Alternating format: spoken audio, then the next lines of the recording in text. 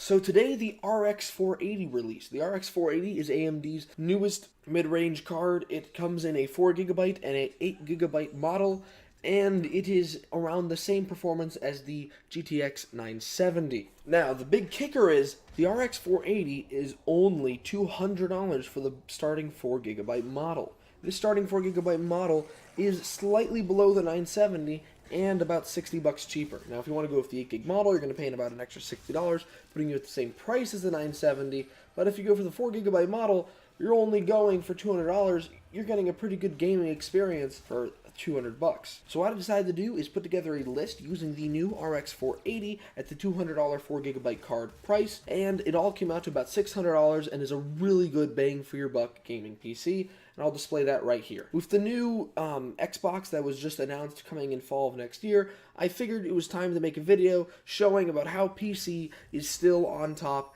and that every day prices are dropping for better and better stuff. So starting off on the list is the Intel Core i5-6500. It is non-overclockable, but it works well with the default CPU cooler at 3.2 GHz. It's a quad core and it'll work great for what we need. It is the newest architecture from Intel, Skylake. Alright, next is our motherboard. I pretty much went for the cheapest thing we could do for the solution, the Gigabyte GA-H11OM A Micro ATX LJ1151 motherboard. It's pretty simple. It's got, I think, only one PCI slot and 2 RAM slots, but that's plenty for what we need. We're not building an upgradable computer. We're trying to go more console style. We're not going for upgradability as much as just it lasting a long time like consoles tend to do somehow, even with inferior hardware. So next we have our RAM. It's pretty simple. It's the cheapest 16GB kit I could get. Yes, you don't really need 16GB, but 16GB just last good for a long time because soon games will probably be taking up more RAM, and I figured why not go with the, best RAM we can get for, $50, and that's what I went with, the G.Skill Ripjaws V-Series 16GB 2x8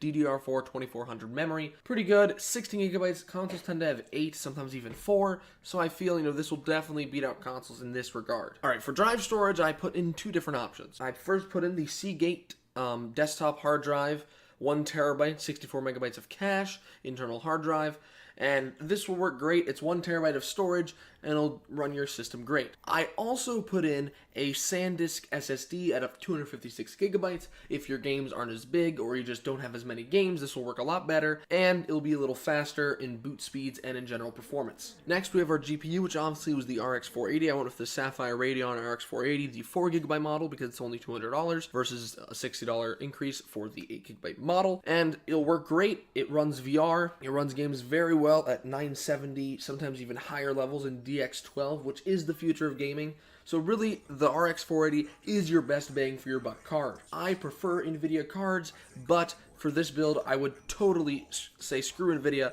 let me get this AMD card. Alright, now for the case, I went with something that can be a little bit shoddy, but should work fine considering the low power draws of the RX 480 and the low power draws of the Intel i5, the Roswell R536BK ATX mid-tower case with a 500 watt power supply. Normally, I would say no, never get a case that includes a power supply, but this is a pretty good deal for $60. You get your case and a 500 watt power supply from Roswell, and Roswell is known for good power supplies, and that will complete our build, totaling at $611.46. Now you might be asking yourself, wait a minute, this is like $200 more than any console I've ever seen. It is, but let's take 2 things into consideration. One, you pay $60 to $65 every year if you're paying yearly, and even more if you pay monthly to simply use online services on consoles. So in 2 years' time, that's $120 at least. Then, let's add in the extra cost it's going to be for all these consoles to be able to run VR. This, for $611, is a totally acceptable price range, and you're getting probably a better processor and graphics card than I'll even put in these, considering most of the time it's an APU with processing and graphics power all in one thing. So that's my RX 480 build there for you. In about 10 days, I'll have an actual RX 480 in my hands to actually test its performance and do some benchmarks with this exact setup.